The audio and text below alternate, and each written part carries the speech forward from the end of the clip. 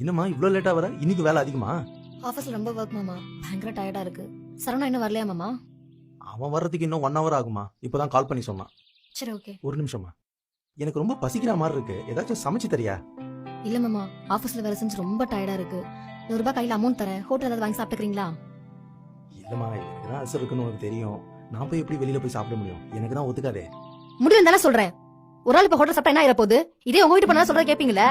அடுத்த வீட்டு போனாலும் இப்படி நினைக்கிறீங்க? என் சூழ்நிலை உங்களால புரிஞ்சு கூட முடியாதுல்ல. ஏங்க நீங்க வாங்க. சொல்லுடி. ஏங்க நானே ஆபீஸ் வேலையை முடிச்சுட்டு டயர்டா வரேன். உங்க அப்பா என்ன பார்த்த உடனே சமைச்சு தரியா, அதை சரி ஏதாவது சொல்லிட்டே இருக்காருங்க. ஏதாவது சொன்னா அல்சர்னு சொல்லி கடுப்பு ஏத்துறாரு. நானும் தான் ஆஃபீஸ்ல கிளைண்ட் கிட்டயும் மேனேஜர் கிட்டயும் ப்ராஜெக்ட் முடியல திட்டு வாங்கிட்டு வரேன். வந்ததும் ஆரம்பிக்காதடி. என்னால ஆஃபீஸ் பிரஷர் வீட்டு பிரஷர் எல்லாம் சமாளிக்க முடியல. ஏன் நீங்க மட்டும் ஆபீஸ்ல வேலை பாக்குறீங்களா? நானும் தான் ஆபீஸே பாத்துக்கிறேன், வீட்டையும் பாத்துக்கிறேன். நான் கொஞ்ச நேரம் நிம்மதியா இருக்க கூடாதா?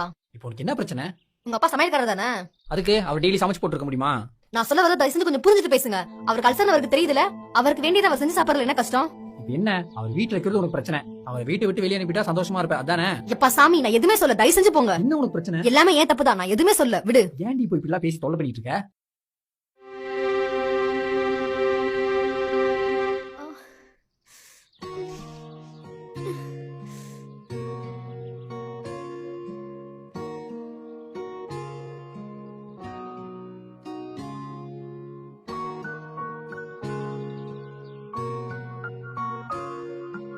இந்தாம்மா, வெந்தயம் சாப்பிடு.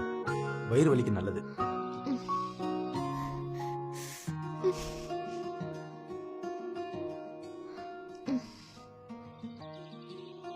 அது என்ன டேப்லெட்னு எழுதி கொடுமா. 10 நிமிஷத்துல நான் வாங்கி வந்துடுறேன். வேணாம் மாமா, இருக்கட்டும். பரவாயில்லமா, குடுமா. இந்த மாதிரி சூழ்நிலையில உனக்கு எப்படி இருக்கும்னு ஒரு மாமனாரா எனக்கு நல்லா தெரியும். இங்க பாருமா, இவ்வளவு நாளா நான் பண்ணது தப்புதான். ரொம்ப செல்ஃபிஷா இருந்துட்டேன். ஆனா இனிமே உங்களுக்காக தான் நான் இருக்க போறேன். நீ ஆபீஸ் முடிச்சுட்டு வந்து வீட்டுல நிம்மதியா ஓய்வெடு. எல்லா வேலையும் இந்த மாமனார் பாத்துக்கிறேன். சரியா?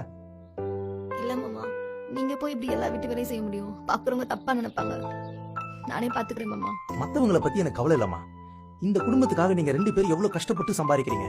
உங்க 2 பேருடைய சந்தோஷம் தாமா எனக்கு முக்கியம். அப்புறம் நான் வீட்டுல சும்மா தானே இருக்கேன். எல்லா வேலையும் நான் பாத்துக்கிறேம்மா. நீ அதை எழுதுனதை கொடு. 10 நிமிஷத்துல மாத்திரையோட வரமா. சுடு தண்ணி குடிக்க மறந்துடாத. சரியா?